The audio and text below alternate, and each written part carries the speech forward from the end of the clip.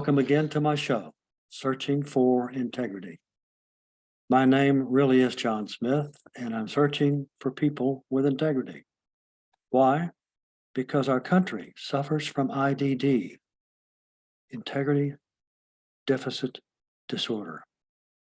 Today, we have a super special item for you, all my audiences, and it's all about me, yours truly. Today is going to be full of a TED Talk, and it was created for me in Philadelphia 4 years ago. And we will look at that. You'll see it on good, and you'll see it on Hold Well. And then at the end of that, we'll look at it, have a look at it, and maybe borrow a little bit more look back if we can. So let's get the speech running. All right, our next speaker is John Smith, and he currently lives in the Hill Country between Austin and San Antonio, Texas.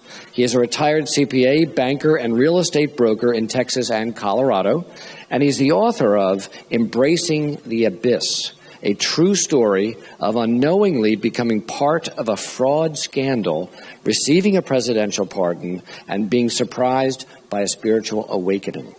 His mission is the crafting of a message that people can put in their pockets and use in their everyday lives. Warm welcome to John Smith.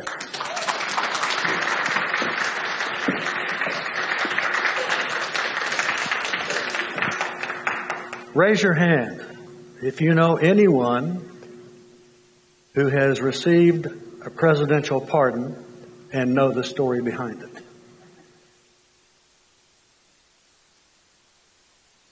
My name is John Smith, and I really did receive a presidential pardon.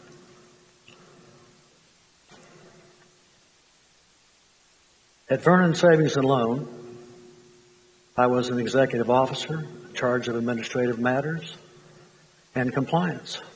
I was a CPA. I was the chief financial officer of the holding company that bought the S&L.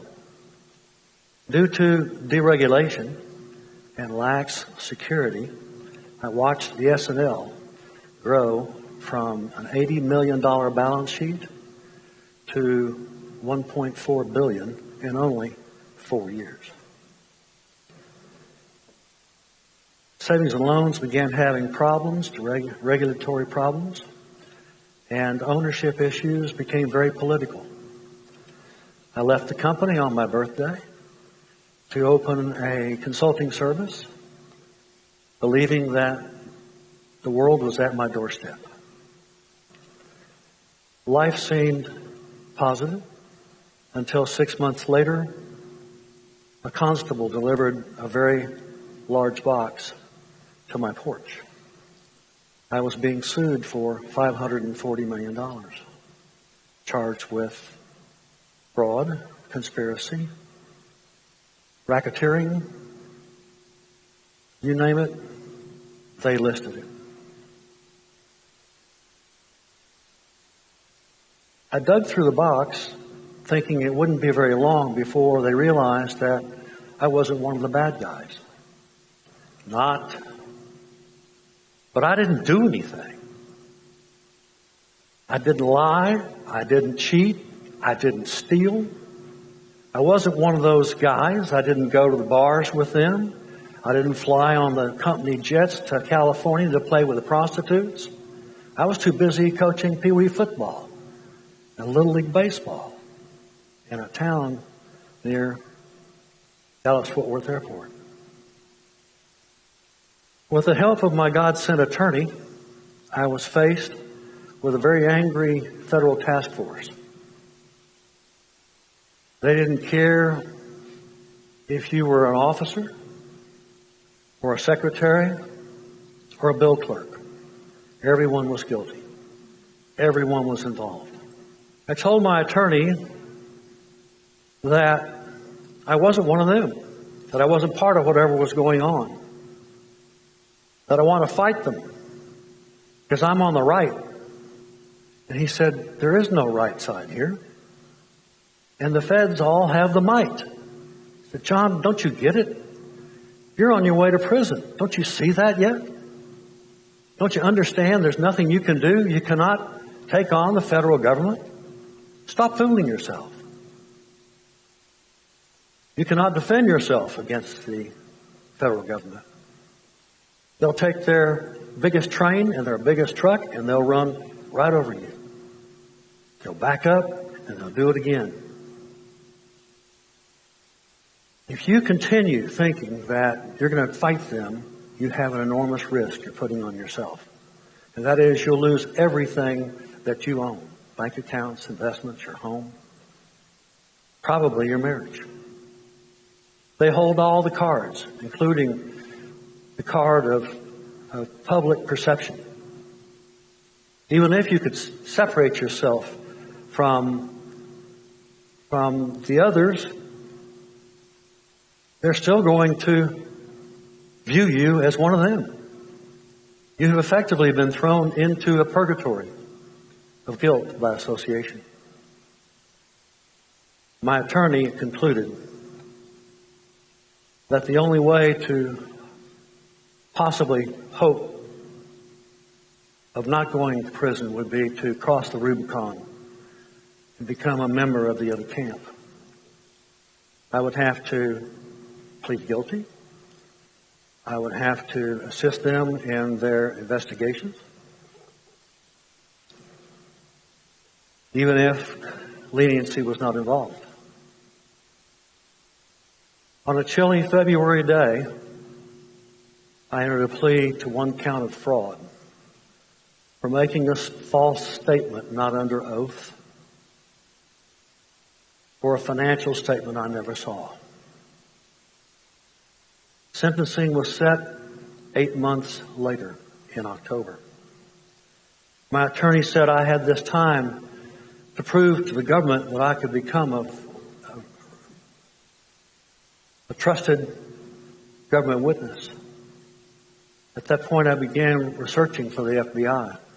Every file in every box in the warehouse. And then followed by multiple interviews, most every day of the week. The October day arrived. Judge Robert Maloney, known as the hanging judge, had prepared my sentence. I felt that the courtroom was cold and stark.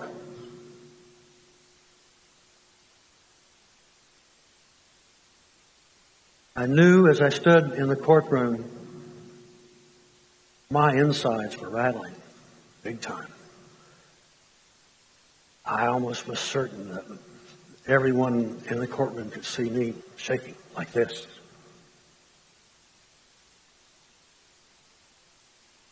The Justice Department attorneys declined our last request for leniency.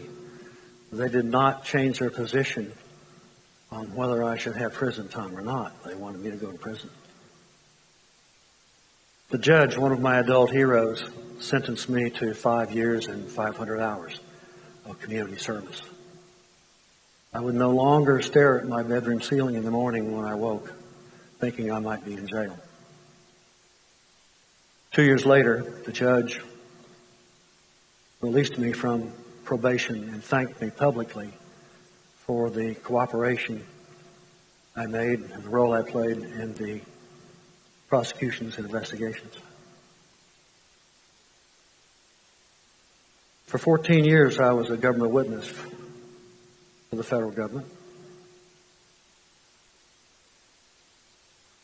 Criminal and civil trials. In year 15, I got a call from the senior agent, FBI agent, who had prosecuted my case. He asked me to lunch. We met, ordered iced tea, and then he became very serious. He said he wanted me to know that he had been in touch with all of the Justice Department attorneys and the FBI agents that had worked my case, the Vernon Savings cases. And he said that we're all in agreement that we should never prosecute you.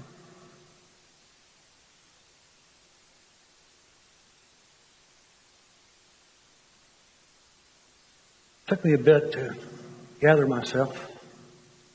When I got control of my voice box, I looked him dead in the eye and said, "Well, it looks like you're buying lunch." He said that they didn't know much about the pardon process, but they would try and help me if they could. I learned later on that I had saved the government thousands of hours and millions of dollars. What people don't know is when there's a pardon application, there's an investigation. For me, again, my neighbors would be interviewed, my employees, my friends, even my ex-wife. This was like our old friend Yogi Berra telling us it's deja vu all over again.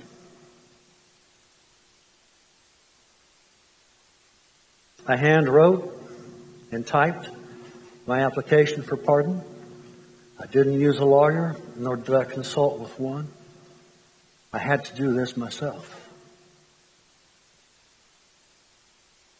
With fingers crossed, I signed and submitted my application to the government for a presidential pardon.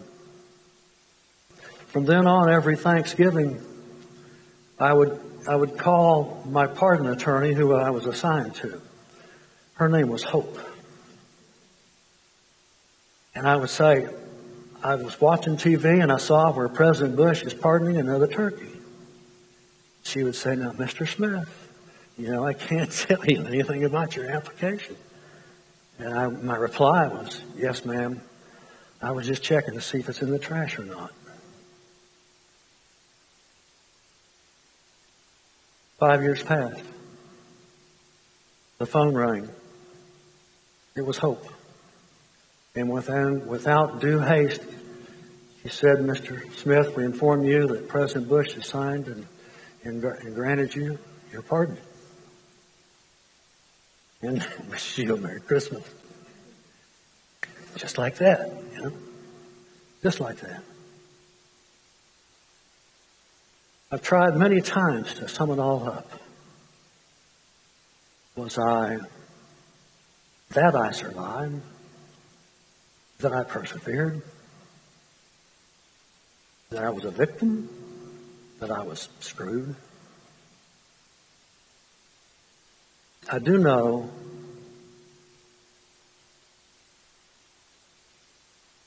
that as time passes more and more, I simply believe that I was selected.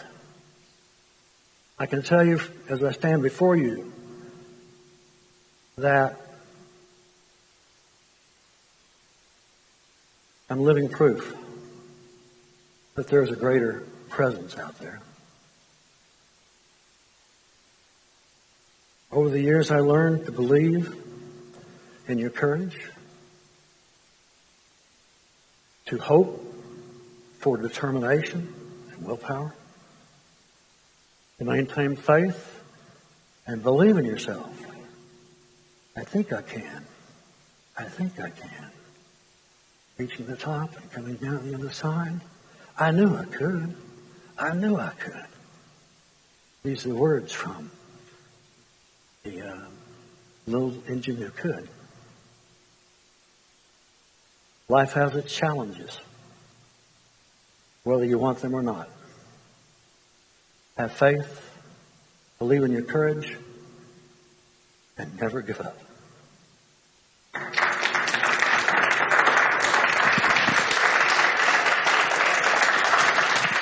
I sat on the edge of my chair. He's mild-mannered, CPA, kind of quiet, and then you hear his story, and my God, you can't do anything but trust him and trust that he will make it through. His delivery, his story is spellbinding, and I'm glad I got to hear it. Wow, I was blown away. It was riveting. It was. I was on the edge of my seat. I mean, just the way he tells the story, and with such grace, humility, and I can't believe what he went through. It was just, but it's such an inspiration, the way he dealt with it, and in the end, how he kept the faith. Amazing.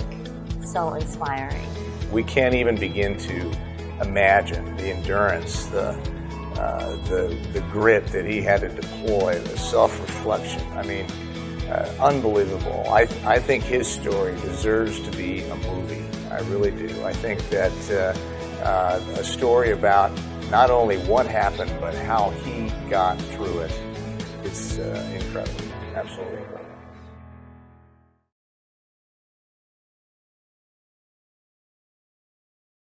Rarely will you find a historical piece written in such a dramatic, compelling way. Tremendous mixture of accounting details that elucidated a number of problems at once, bringing the muddy legal chaos to life. John Smith's life is both unique. No one else has been so challenged in the way he has, and every man's battle. The pressure to work hard, be loyal, trust authority, and questioning to what extent one is selling out. Amazing adventure, this read. Now, Mr. Smith, I urge you to take the next step.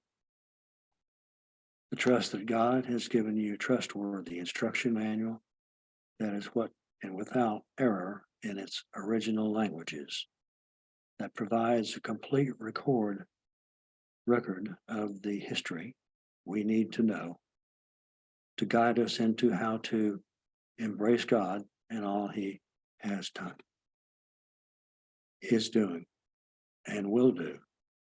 His great love for all of us. His love is integrity in perfection. Thank you. That was nice comments. There's some more. We'll give you some more background on this. If you're an accountant or in a financial field, you'll probably enjoy this book more and more. And there were some professional terms I didn't really understand, but I still enjoyed the overall journey and meaning in this book. This story has stuck with me more than I expected, especially when he talked about how most people think they already have integrity. I've been questioning myself on that.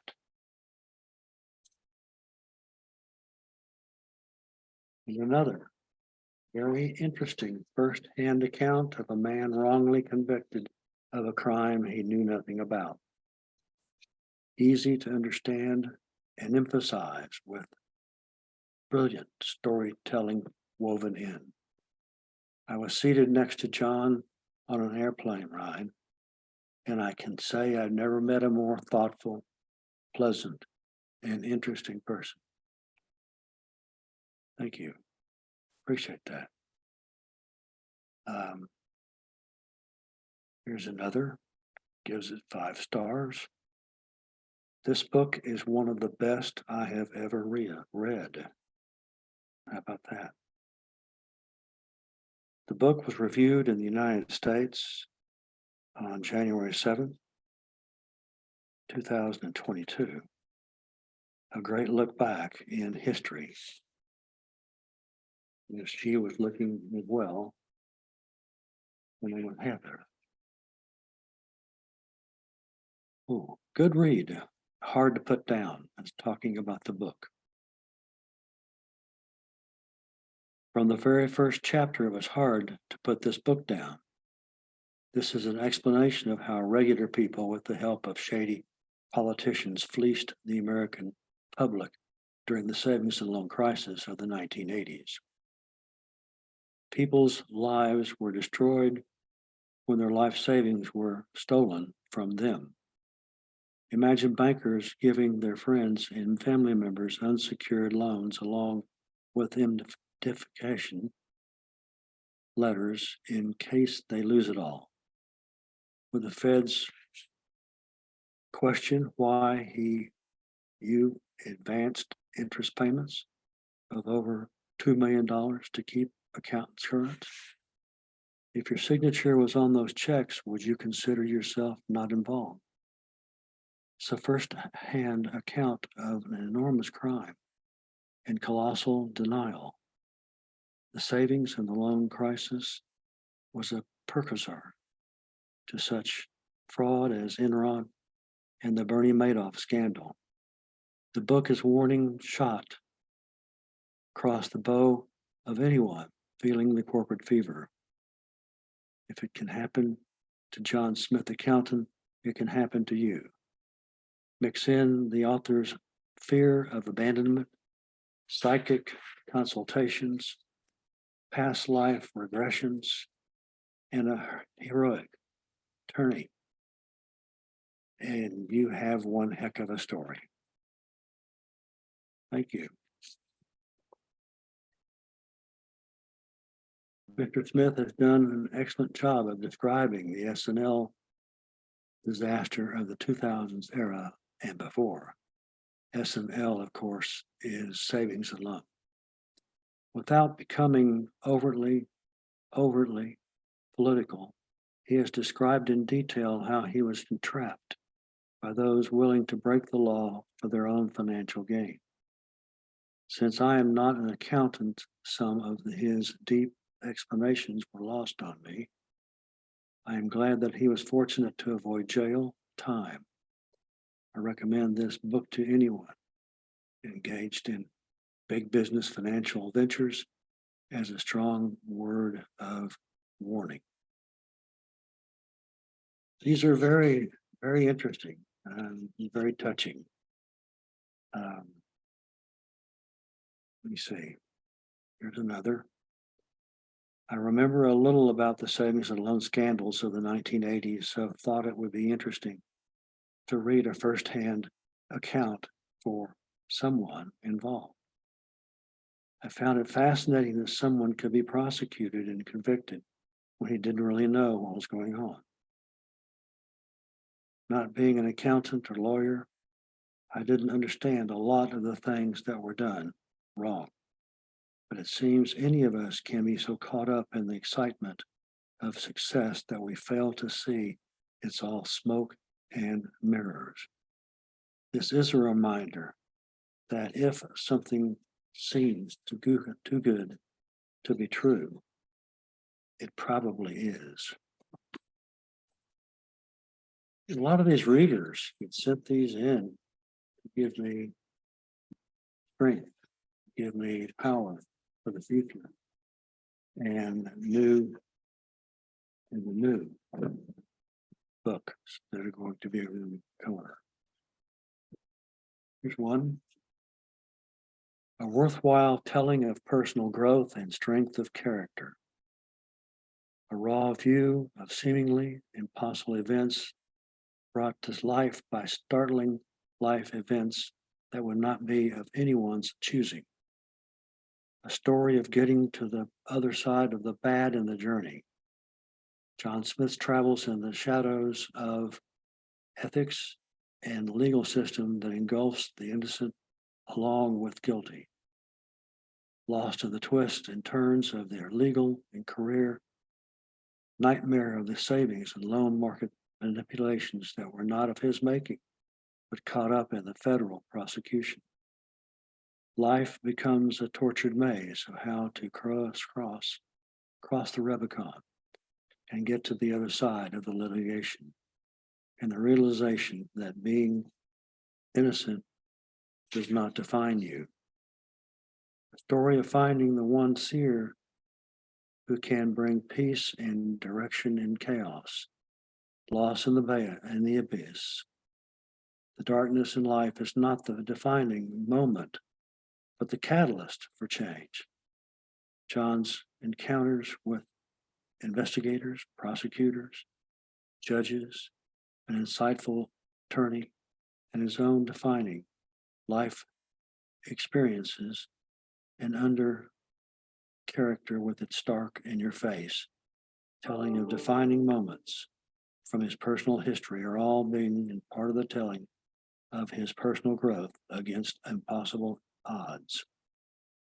A possible trip from confidence and success to doubt and discouragement and back again. There are lessons from which anyone can draw. The abyss waits anyone, everyone, and it could be a small or large event. The event either short or long, perhaps a lifetime. Embracing the abyss is a learned look back through just one of the life's possible portals, a primer in ethics and discernment. Well, these are feelings and opportunities that we've seen in these in the book, my book, Embracing the Abyss.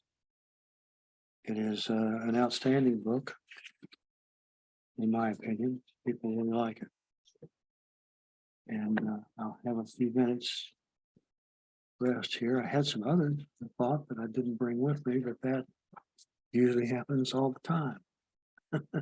It just does, especially like your own history and and also the way I was able to handle it.